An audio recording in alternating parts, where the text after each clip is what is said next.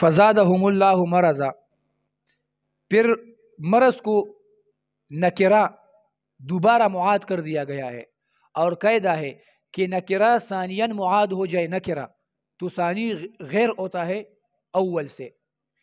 پہلے مرض وہ بھی نکرہ تھا، دوسرا مرض دوبارہ نکرہ لایا گیا ہے، اور قاعدہ یہ ہے کہ نکرہ ثانیاً نکرہ معاد ہو جائے تو ثانی غیر ہوتا ہے اول سے. تو مقصد یہ ہے کہ وہ پہلا مرض وہ الگ قسم کا مرض تھا، اور فزادہم اللہ مرضاً یہ دوسری قسم کا مرض ہے.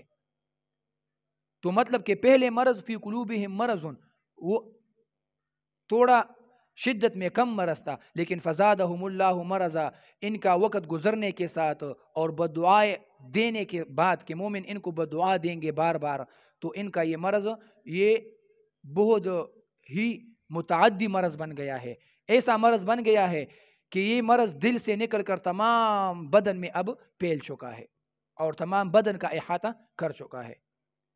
تو یہ پھر زیادت ہوگی ان کے مرض میں ایک اور طریقے سے کہ یہ مرض پہلے صرف دل میں تھا، اب دل سے نکل کر تمام جسم میں پھیل گیا ہے. تو فزادہم اللہ مرضاً نکرہ میں پھر یہ فائدہ ہوگا. وَلَهُمْ عَذَابٌ علیم، اور ان کے لیے عذاب علیم ہے.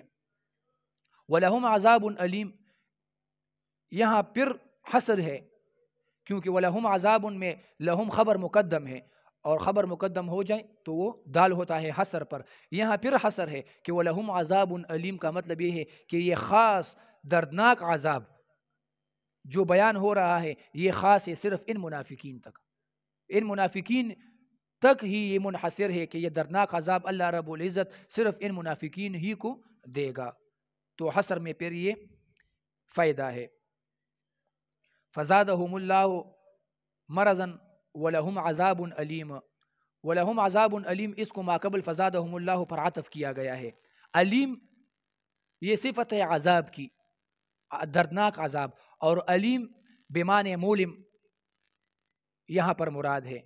جیسے سمیع بمعنی مسمع، تو علیم بمعنی مولم مراد ہے کہ درد دینے والا عذاب. پھر صیغہ اسم فاعل وہ بن جائے گا. وَلَهُمْ عَذَابٌ عَلِيمٌ اور ان کے لیے ہے عذاب دردناک. بما کانوا با سبب یہ ہے، یعنی بما کانوا یکذبون، سبب ان کے کہ یہ ہمیشہ جھوٹ بولتے تھے. کانو کیونکہ کانا استمرار پر دوام پر دال ہے، تو کانو کا مقصد معنی کریں گے بما کانوا یکذبون. سبب یہ ہے اس عذاب کا بما کانوا، سبب یہ ہے کانو کہ یہ ہمیشہ یکذبون جھوٹ بولتے تھے، تو کانا استمرار کے لیے ہو جائے گا یکذبون. اور پھر کانا معنی اور مقصد یہ ہوا کہ ایک دفعہ جھوٹ نہیں، دو دفعہ جھوٹ نہیں، یہ جھوٹ ان کی عادت بن چکی تھی، ہمیشہ ہی یہ لوگ جھوٹ بولتے تھے. تو یہ عذاب اس لیے اللہ رب العزت ان کو دے گا. یکذبون کذب لغتاً کہتے ہیں تردد اور خطا کو. کسی چیز میں انسان خطا ہو جائے، تردد ان کا آ جائے، تو اس کو کہتے ہیں کذب، جھوٹ. اور اصطلاح میں کہتے ہیں کذب مطابقت، جب کلام کا نہ ہو نفس الامر کے مطابق. آپ جو بول رہے ہوں آپ کا کلام وہ مطابق نفس الامر نہ ہو، خارج میں کوئی حقیقت کوئی اور ہو اور آپ زبان سے کوئی کچھ اور بول رہے ہوں، تو دونوں میں تضاد ہو، دونوں میں منافات ہو، تو اس کو کہتے ہیں پھر کذب اور جھوٹ. وَلَهُمْ عَذَابٌ عَلِيمٌ بِمَا كَانُوا يَكْذِبُونَ. اور منافق کی نشانیاں یہ جھوٹ بولنا، حدیث رسول اللہ صلی اللہ علیہ وسلم سے بھی وہ حدیث میں نقل ہے اذا حدث کذب.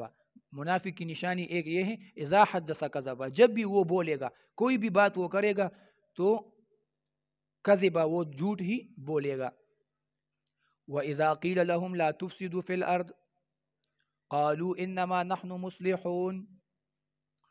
وَإِذَا قِيلَ لَهُمْ اور جب کہا جاتا ہے لہم ان سے لا تفسدوا فی الارض کہ فساد مت کرو زمین میں، قالوا تو یہ کہتے ہیں انما نحن بے شک ہم ہی ہیں مصلحون اصلاح کرنے والے.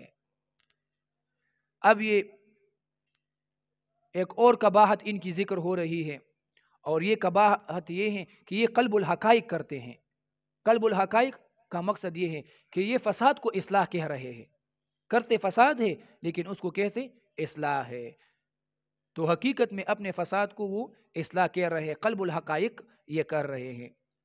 اور اس کو یہ بھی یکذبون پر عطف ہے، تو یہ بھی با کے تحت ہے، تو مقصد یہ بن جائے گا کہ یہ عذاب علیم، اس کی ایک وجہ یہ تھی کہ یکذبون یہ جھوٹ بولتے تھے، اور دوسری وجہ یہ تھی کہ یہ فساد کو اصلاح کہتے تھے، تو یہ دوسری وجہ بن جائے گی ان کی عذاب علیم کے لیے۔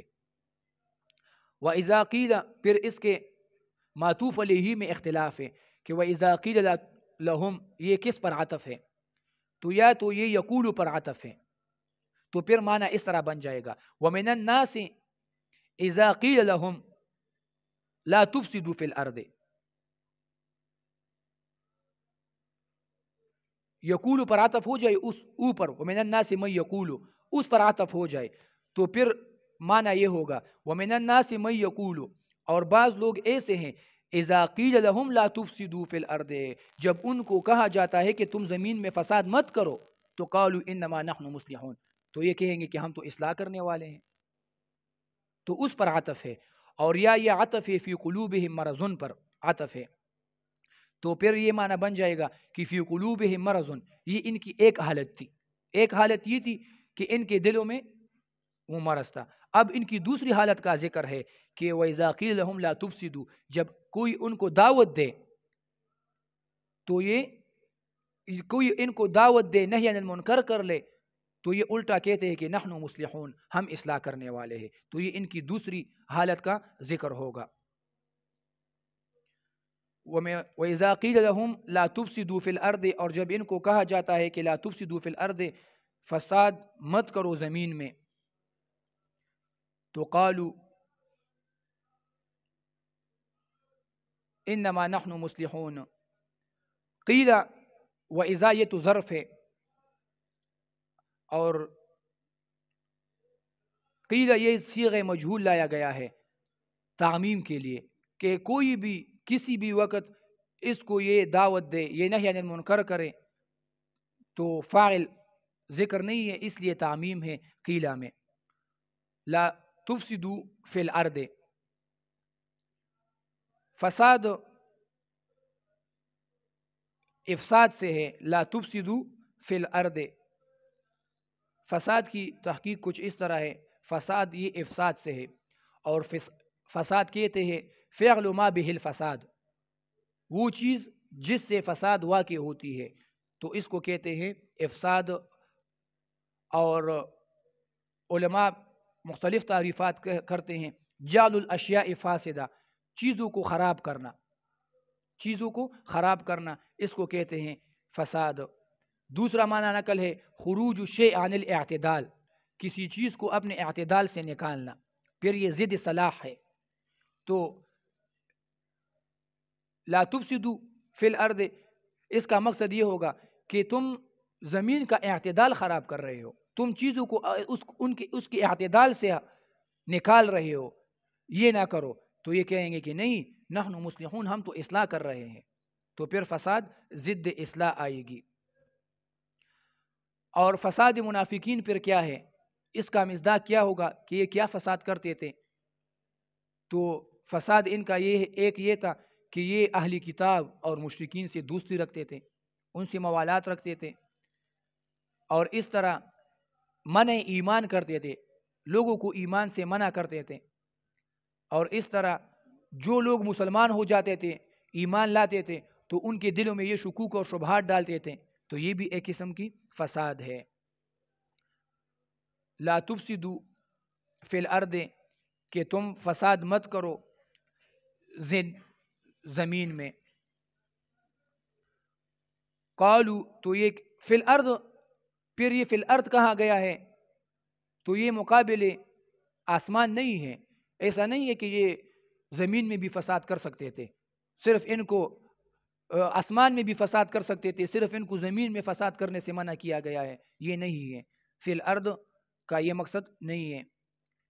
فی الارض، ارض یہ اسم جنس ہے اور اس کا مفرد ارضتن آتا ہے بعض کے نزد، اور بعض کے نزد پھر اس کی تصغیر اوریزتن آتی ہے اور جمع اس کی اراضی آتی ہے، ارزون آتا ہے، ارزات، اراضی، ارزون اس کی جمع بنتی ہے۔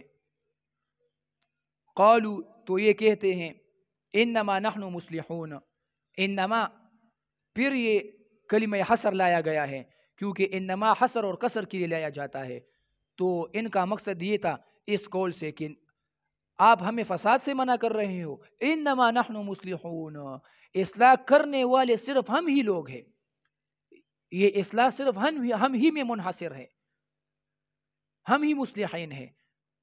تو یہ پھر بہت مبالغہ بن جائے گا ان کے قول میں۔ ان کا مقصد یہ ہے کہ اصلاح انہوں نے دوسرے تمام لوگوں سے نفی کی ہے، مومنوں سے بھی نفی کی ہے، اور خود اپنے لیے اصلاح ثابت کی ہے کہ مصلحین صرف اور صرف ہم ہی ہے۔ تو اپنے آپ کو اصلاح پر انہوں نے موصوف کر دیا ہے۔ قالو انما نحن مصلحون، تو ان کا قول ہوتا تھا کہ ہم ہی مصلح ہیں اور ہم ہی اصلاح کرنے والے ہیں۔ ابو العالیہ رحمہ اللہ فرماتے ہیں من عصى اللہ، جس نے اللہ رب العزت کی نافرمانی کی فی الارض او امر بمعصیت اللہ فقد افسد فی الارض، جس نے اللہ کی نافرمانی کی یا گناہ پر اس نے امر کیا، گناہ کے اسباب دنیا میں اور زمین میں پیدا کی، فقد افسد فی الارض، تو یہ زمین کی سب سے بڑی فساد ہے۔ کیونکہ علماء مفسرین سے نقل ہے کہ زمین کی اصلاح وہ ایمان سے اور عمل صالح سے آتی ہے۔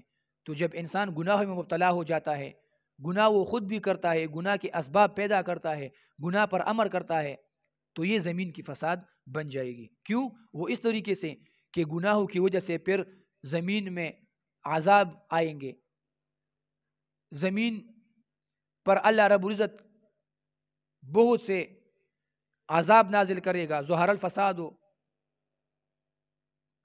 کہ فساد زمین میں جو ظاہر ہوتی ہے وہ انسانوں کے گناہوں کی ہی وجہ سے ہوتی ہے، تو اس لیے زمین ان گناہوں کی وجہ سے ہی برباد ہوتی ہے۔ الا انہم هم المفسدون، خبردار، انہم یہی لوگ، هم المفسدون یہی فساد کرنے والے ہیں، ولکن لا یشعرون لیکن یہ لوگ شعور نہیں رکھتے۔ الا پھر یہ حرف تنبیہ لایا گیا ہے، اور حرف تنبیہ اس لیے لایا گیا ہے کہ تاکید کے ساتھ ان کا دعویٰ رد کیا جائے۔ انہوں نے دعویٰ کیا تھا حصر کے ساتھ انما نحن مصلحون، تو اللہ نے تاکید کے ساتھ ان کا دعویٰ رد کر دیا، الا انہم المفسدون، خبردار یہی لوگ فساد کرنے والے ہیں۔ اور جملہ اسمیہ لایا گیا ہے، ضمیر فصل لایا گیا ہے، اور الا حرف تنبیہ لائی گئی ہے، تو بہت ہی تاکید ہے ان کے دعویٰ کو رد کرنے کے لیے۔ انہوں نے حصر کیا تھا، اللہ نے بھی تاکید کے ساتھ ان کا دعویٰ وہ رد کر دیا کہ نہیں، آپ لوگ اصلاح کرنے والے نہیں ہو، الا انہم المفسدون، بلکہ تم تو فساد کرنے والے ہو۔ ہم المفسدون یہ جواب اللہ ہی کی طرف سے ہے، اللہ ہی نے ان کے دعویٰ انما نحن مصلحون کا جواب خود ہی کر دیا کہ ہم المفسدون یہی فساد کرنے والے ہیں، فساد کرنے والے ہیں، ولکن لا یشعرون لیکن شعور نہیں رکھتے، اپنے فساد کو یہ اصلاح کا نام دیتے ہیں، کرتے فساد ہے اور سمجھتے اس کو اصلاح ہے۔ کیوں؟ کیونکہ یہ شعور نہیں رکھتے، ولکن لا یشعرون، پھر ان سے شعور وہ نفی ہوئی ہے۔ پھر سوال یہاں پر بنتا ہے ایک کہ ولکن لا یشعرون وما یشعرون، پہلے بھی ان سے جب شعور نفی ہوئی تو شعور سے نفی سے ان سے نفی تکلف بھی آ جاتی ہے، تکلیف بھی ان سے نفی ہونی چاہیے، کیونکہ جو لوگ شعور نہیں رکھتے پھر وہ مکلف بھی نہیں ہوتے، تو پھر ان کو سزا کیوں ملتی ہے؟ یہ تو مکلف ہی نہیں ہوئے۔ تو اس کا جواب یہ ہے کہ نہیں، پہلے بھی ہم نے اشارہ کیا کہ ان کے پاس حواس ہے، ان کے پاس شعور ہے، ان کے پاس عقل ہے، لیکن وہ استعمال نہیں کر رہے اس کو حق میں، تو اللہ رب العزت نے بالکل ان سے منتفی کر دی، گویا ان کے پاس ہے ہی نہیں۔ ایک چیز وضع ہوئی ہو، ایک چیز بنی اور ایجاد ہی ایک کام کے لیے ہوئی ہو، اور آپ اس کو اس کام میں استعمال نہیں کر رہے بلکہ اس کے الٹ کسی دوسرے کام میں استعمال کر رہے ہو، تو پھر وہ چیز وہ منفی ہی اور نفی ہی اس کی تصور ہوگی کہ یہ چیز یہ نفی ہی ہے۔ تو اس لیے ان کے پاس شعور اور حواس ہیں لیکن یہ استعمال نہیں کر رہے ہیں، تو اس لیے اللہ رب العزت نے ان سے نفی کی۔